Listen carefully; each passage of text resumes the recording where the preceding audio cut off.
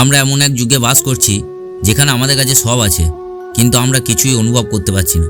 আমরা হাজার হাজার মানুষের সাথে ডিজিটালভাবে যুক্ত, কিন্তু দিনের শেষে আমরা একা। স্বামী বিবেকানন্দ আজ থেকে 100 বছর আগে বলেছিলেন, যুগে যুগে মানুষ নিজের শক্তি ভুলে যায়। তিনি জানতেন যে একদিন এমন এক সময় আসবে যখন যুবক সমাজ আরাম আর অলস্যের মোহ নিয়ে নিজের আত্মাকে বিক্রি করে দেবে। আজ আমি সেই ভুলগুলোর তোমাদের সামনে তুলে ধরব, যা বিবেকানন্দের মতে যুব সমাজের জন্য বিষ। কী সেই ভুল? ভিডিও কথাগুলো সম্পূর্ণ শোনো, তবে তুমি বুঝতে পারবে। প্রথম, শক্তির উপাসনা বনাম দুর্বলতা। স্বামী বিবেকানন্দ বলেছিলেন, সফলতাই জীবন, দুর্বলতা মৃত্যু।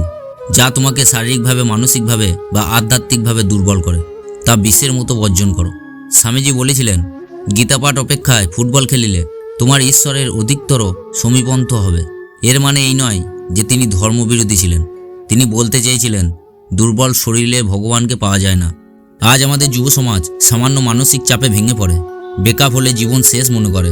স্বামীজি বলতেন, নিজের পেশিগুলোকে লোহার মতো শক্ত করো, কারণ শক্তিশালী শরীর ছাড়া শক্তিশালী মন অসম্ভব। দ্বিতীয় ভুল, একাগ্রতা, মহিমা ও ডিজিটাল বিভ্রান্তি।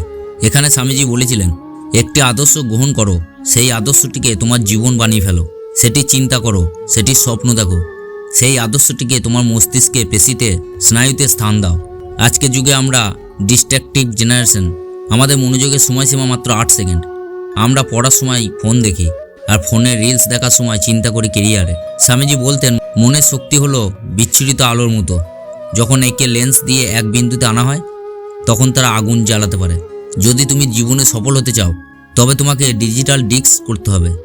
একটি লক্ষ্য ধরো, বা সফল না হওয়া পর্যন্ত নড়ো না। তৃতীয় ভুল, চরিত্রই তোমার আসল কেরিয়ার।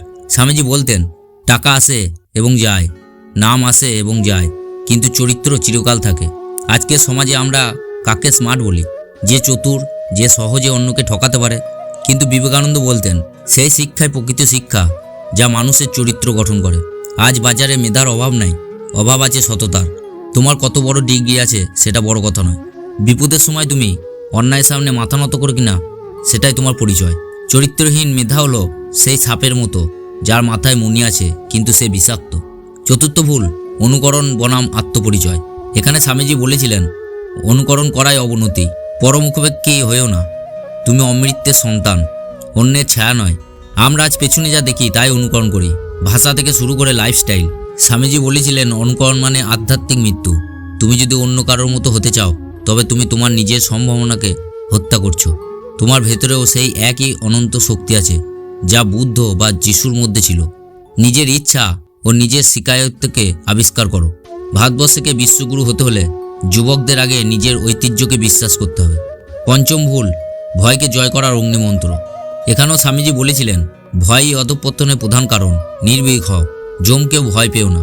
স্বামীজিকে বারাণসীতে একবার এক পাল বাঁদর তাড়া করেছিল। তিনি যখন দৌড়াচ্ছিলেন, এক বৃদ্ধ সন্ন্যাসী বললেন, পালাচ্ছ কেন? ঘুরে দাঁড়াও। স্বামীজি ঘুরে দাঁড়াতে বাঁদরগুলো পালিয়ে গেল। আমাদের জীবনের সমস্যাগুলো ঠিক একই রকম, ওই বাঁদরের মতো। তুমি ডিপ্রেশন বা ফেলিওর দেখে যত ভয় পাবে, যত পালাবে, তারা তত তোমাকে তাড়া করবে। বুক চিতিয়ে দাঁড়াও, বলো, এসো দেখি তুমি কত বড়। ভয় নিজেই ভয় পেয়ে পালিয়ে যাবে। চতুর্থ ভুল, স্বার্থপরতা বনাম পরম সেবা। স্বামীজি বলতেন, যাহারা পরের জন্য মরে তারাই জীবিত, যারা নিজের জন্য বাঁচে তারাই মৃত। আজকে সমাজ কেবল আমি, আমার কেরিয়ার, আমার ব্যাংক ব্যালেন্স এইসব নিয়ে ব্যস্ত। কিন্তু স্বামীজি বলতেন, স্বার্থপরতা হলো এক ধরনের আধ্যাত্মিক আত্মহত্যা। যে মুহূর্ত থেকে তুমি অন্যের জন্য কিছু করা শুরু করবে, সেই মুহূর্ত থেকে তোমার শক্তি উৎস বদলে যাবে। অনন্ত ব্রহ্মাণ্ডের শক্তি তোমার সহায়ক হবে।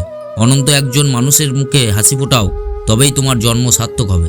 তাই বলবো বন্ধু, বিবেকানন্দ কোনো সাধারণ নাম নয়। বিবেকানন্দ একটি অগ্নিস্ফুলিঙ্গ। তিনি চেয়েছিলেন এমন এক ভারত গড়তে, যেখানে যুবকরা হবে তেজদীপ্ত, নির্ভীক এবং পবিত্র। তুমি কি সেই বীর হওয়ার সাহস রাখো?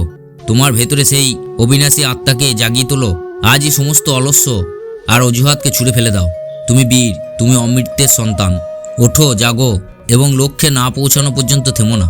স্বামীজির এই সতর্কগুলো আজ আমাদের জীবনে সবচেয়ে বড় পাথেয়। যদি এই ভিডিওটি তোমার রক্তে সামান্যতম আগুনের স্ফুলিঙ্গ জ্বালিয়ে থাকে, তবে ভিডিওটি লাইক করে আমাদের অনুপ্রাণিত করো। তোমার জীবনের সবচেয়ে বড় বাধা কোনটি তা কমেন্টে লিখে জানাও। এই বার্তাটি তোমার সেই প্রিয় বন্ধুদের সাথে শেয়ার করো, যাদের এখনও জাগিয়ে তোলা খুব প্রয়োজন। আর নিজেকে উন্নত করার এবং স্বামীজির আদর্শে অনুপ্রাণিত হওয়ার জন্য আমাদের চ্যানেলটি সাবস্ক্রাইব করে পাশে থেকো। এতটা সময় সাথে থাকার জন্য এবং নিজের ভেতরে সিংহকে জাগানোর পথে প্রথম পা বাড়ানোর জন্য তোমাকে মন থেকে অসংখ্য ধন্যবাদ।